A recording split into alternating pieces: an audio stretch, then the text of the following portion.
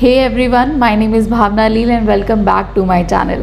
दोस्तों, आज हम बात करने वाले हैं how to get your dream job. आप में से बहुत सारे लोगों ने मुझे मैसेज किया, मुझे कमेंट किया कि आप लोगों को आपकी ड्रीम जॉब या आप लोग जो जॉब चाहते हैं वो आप लोगों को नहीं मिल पा रही है। बहुत सारे स्टूडेंट्स ने मुझे कहा कि वो इंटरव्यू देते हैं लेकिन पास नहीं कर पाते। काफ़ी स्टूडेंट को प्रॉब्लम थी कि उनको रिज्यूम कैसे बनाना है, उन्हें यही समझ नहीं आता है। तो आज मैं आप लोगों को 7 ऐसे टिप्स देने वाली हूँ, 7 ऐसे तरीके बताने वाली हूँ जिन्हें आप फॉलो कर अपनी ड्रीम जॉब पा सकते हैं। तो देर किस बात की, जल्दी से स्टार्ट करते हैं। लेकिन उससे पहले अगर आपने इस चैनल को अभी तक सब्सक्राइब नहीं किया है तो जल्दी से सब्सक्राइब कर दीजिए। साथ ही में बेल आइकन को भी प्रेस कर दीजिए ताकि मेरी आने वाली हर वीडियो की नोटिफिकेशन आपको टाइम पर मिलती रहे। तो चलिए स्टार्ट करते हैं how to get your dream job. दोस्तों, हमारा सबसे पहला पॉइंट है make a profile on LinkedIn. आज के टाइम में लिंक्डइन प्रोफाइल बहुत ज़्यादा इम्पॉर्टेंट है। अगर आप कोई जॉब सर्च कर रहे हैं या फिर अभी आपने ग्रेजुएशन फिनिश की है तो आपको लिंक्डइन प्रोफाइल क्रिएट कर लेना चाहिए। आप जिस कंपनी में जॉब करना चाहते हैं वहाँ पे आपको कनेक्शन क्रिएट करना पड़ेगा। जो वहाँ पे एम्प्लॉय काम करते हैं या जो आपका एम्प्लॉयर है उसके साथ में कनेक्शन क्रिएट कीजिए। वहाँ पे एक सोशल नेटवर्क अपना क्रिएट कीजिए। आप जो कंपनी में जॉब करना चाहते हैं उसे फॉलो करना स्टार्ट कीजिए। वो जो पोस्ट डालते हैं ना उनमें आप कमेंट करना स्टार्ट कीजिए। जो डिस्कशन ग्रुप होते हैं वहाँ पे डिस्कशन में आप पार्टिसिपेट करना स्टार्ट कीजिए। आप जो फॉलो उनको करेंगे तो वहाँ पे उस कंपनी का आपको वर्क कल्चर समझ में आएगा। और ये याद रखिए, आप जितना ज़्यादा इन्वॉल्वमेंट उसमें दिखाएंगे और आपका अगर प्रोफाइल एक बहुत अच्छा क्रिएट आपने किया हुआ है तो एम्प्लॉयर्स खुद आपको पिक कर लेंगे अपनी कंपनी के लिए। तो लिंक्डइन प्रोफाइल बहुत ज़रूरी है। आप लिंक्डइन प्रोफाइल बहुत आपको एक अच्छा क्रिएट करना पड़ेगा। आपको अपने स्किल्स, अपनी स्ट्रेंथ, अगर आप एक्सपीरियंस्ड हैं तो अपने एक्सपीरियंस, या फिर अगर आप अभी जॉब सर्च कर रहे हैं, फ्रेशर हैं, तो आपकी जो रिसर्च है या इंटर्नशिप्स हैं आपको वो उसमें ऐड करनी पड़ेगी। और एक सोशल नेटवर्क अपना क्रिएट करना पड़ेगा अगर आप अपनी ड्रीम जॉब चाहते हैं। तो इस चीज़ को ध्यान रखिए कि आज के टाइम में डिजिटलाइजेशन, सोशल मीडिया बहुत ज़्यादा इंपॉर्टेंट है हर काम के लिए। अगर आप चाहे जॉब चाहते हैं, चाहे आप कुछ इंटरनेट पे कुछ बेचना चाहते हैं, वो सेल करना चाहते हैं, अगर आप टीच करना चाहते हैं, आप किसी को मेंटोर करना चाहते हैं, हर काम के लिए सोशल मीडिया बहुत इंपॉर्टेंट है। तो सबसे पहले अपनी लिंक्डइन पे एक प्रोफाइल ज़रूर क्रिएट कर लीजिए। लिंक्डइन प्रोफाइल क्रिएट करने के बाद बारी आ जाती है हमारे सेकंड पॉइंट की, यानी कि जॉब सर्च करने की। अगर आप फ्रेशर हैं तो आप fresherlife.com, fresherworld.com, इंटरशाला.com या freelancer.com या फिर indeed.com पर जाकर जॉब सर्च कर सकते हैं। वहीं अगर आप एक्सपीरियंस्ड हैं तो आप naukri.com पे, shine.com, timesjob.com या monster.com पर भी जॉब सर्च कर सकते हैं। यहाँ पर आप अपनी स्किल्स या फिर जिस पोस्ट पर आप जाना चाहते हैं उस पोस्ट के अकॉर्डिंग आप जॉब सर्च कीजिए और जो पोस्ट आपको सबसे ज़्यादा आपके स्किल्स के साथ मैच करती हैं, आपकी चॉइस के साथ मैच करती हैं, उन्हें शॉर्ट लिस्टेड कीजिए। हमारा थर्ड पॉइंट है understand the company and the job profile. अब आपने जो कंपनी, जो जॉब आपने शॉर्ट लिस्ट की है, अब उस कंपनी के बारे में जानना स्टार्ट कीजिए, उस कंपनी के बारे में रिसर्च कीजिए। आप जो कंपनी है उसकी वेबसाइट पर जा सकते हैं, उसके सोशल मीडिया पेजेस पे जा सकते हैं जैसे कि फेसबुक, इंस्टाग्राम, यूट्यूब, glassdoor.com पे, गूगल पर या लिंक्डइन प्रोफाइल पर भी आप सर्च कर सकते हैं। कंपनी क्या पोस्ट डालती है, किस तरीके से काम करती है, वो आपको पता चल जाएगा उसके सोशल मीडिया प्लेटफॉर्म्स पर या वेबसाइट पर जाकर। कंपनी रिसर्च करने के बाद में आप जॉब प्रोफाइल को ठीक से पढ़िए। जो जॉब डिस्क्रिप्शन दिया होता है ना उसे हमेशा काफ़ी अच्छे से पढ़ना चाहिए आपको। जॉब डिस्क्रिप्शन में जो स्किल्स दिए गए हैं, जो रिक्वायरमेंट्स वहाँ पे हैं, क्या वो आप फुलफिल कर पा रहे हैं, ये समझना बहुत ज़रूरी है। एक आधी अधूरी जो नॉलेज होती है ना वो हमेशा नुकसान देगी आपको। अगर आप कंपनी की रिसर्च करके जाते हैं जॉब पे इंटरव्यू के लिए, अगर आप कंपनी की रिसर्च कर रहे हैं या फिर अगर आप जॉब प्रोफाइल को आपने बहुत अच्छे से पढ़ा है तो आपके चांसेस ज़्यादा बन जाते हैं इंटरव्यू पास करने के। तो हमेशा ध्यान रखिए कि आधी अधूरी नॉलेज के साथ नहीं, एक पूरी कंप्लीट रिसर्च के साथ इंटरव्यू के लिए जाइए। हमारा फोर्थ पॉइंट है अप्लाई फॉर द जॉब। आपने जॉब सर्च कर ली, आपने कंपनी के बारे में रिसर्च कर लिया, आपने जॉब डिस्क्रिप्शन को भी अच्छे से पढ़ लिया, अब बारी है जॉब के लिए अप्लाई करने की।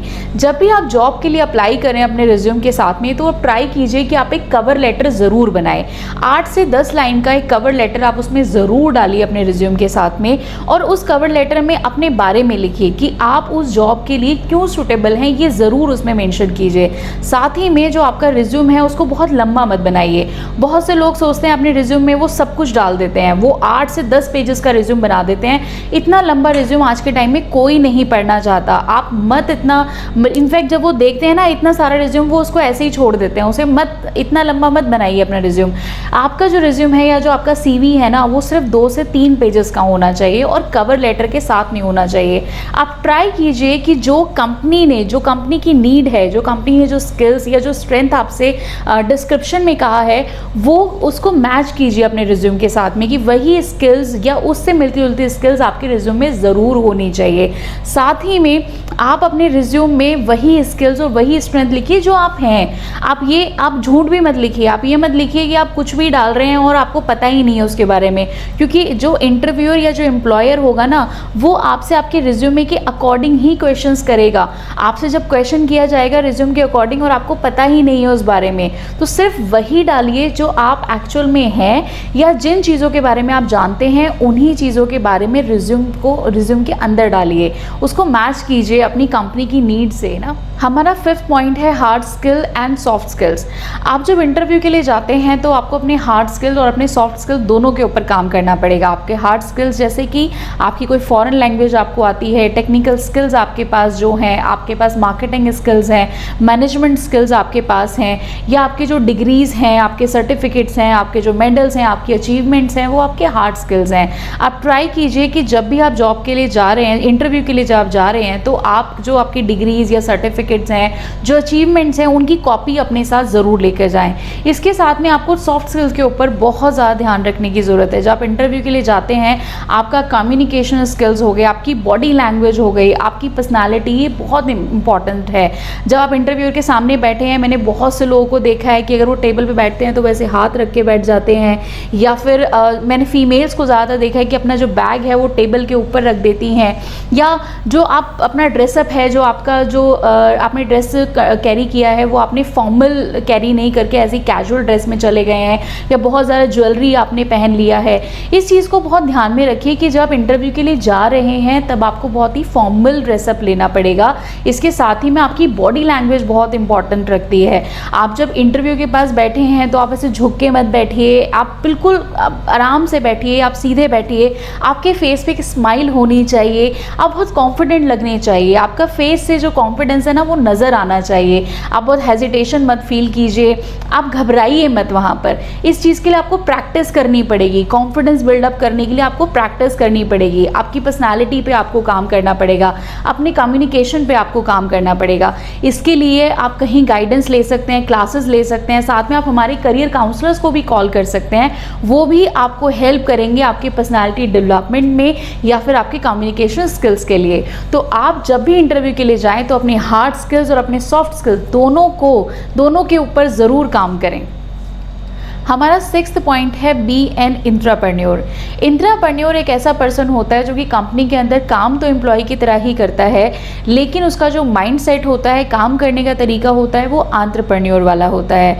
वो एक हाई स्पीड में काम करने वाला पर्सन होता है, वो स्मार्ट वर्क करने वाला पर्सन होता है। साथ ही में वो इनिशिएटिव लेने वाला पर्सन होता है, न्यू आइडियाज़ वो देता है, कंपनी को अपना समझ के काम करता है।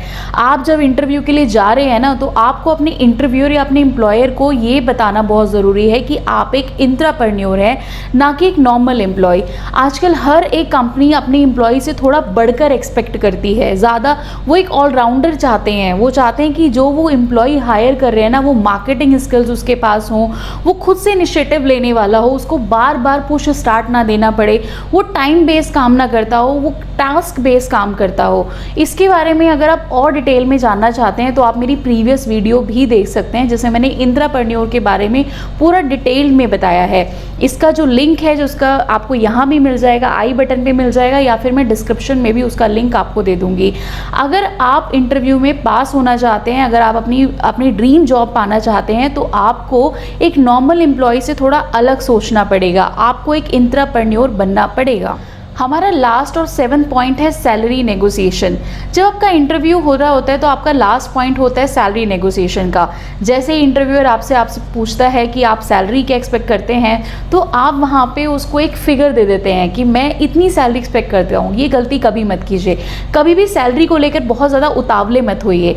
जब आपसे सैलरी के बारे में पूछा जाता है, अपने आप को बहुत कूल रखिए, एक पॉजिटिव एटीट्यूड रखिए, और साथ ही में सैलरी को कभी भी एग्जैक्ट फिगर में मत बताइए कि आपकी एक्सपेक्टेशन XY है। आप हमेशा ये बताइए कि मेरी जो एक्सपेक्टेशन है इतनी से लेके इतने के बीच में, इनकी एक रेंज आप उनको दीजिए, एग्जैक्ट फिगर मत बताइए। आप बताइए कि आपकी जो एक्सपेक्टेशन है वो 30 से 35,000, 35 से 40,000 के बीच में है, आप ये बोलिए। आप कभी भी एग्जैक्ट फिगर मत दे दीजिए अपने एम्प्लॉयर को। साथ ही में सैलरी नेगोशिएट करते वक्त हमेशा अपने आप को कूल और पॉजिटिव एटीट्यूड हमेशा रखिए, उसके लिए उतावले मत होइए, उसमें ज़्यादा फोर्स मत दीजिए कि आपको इतना ही सैलरी चाहिए।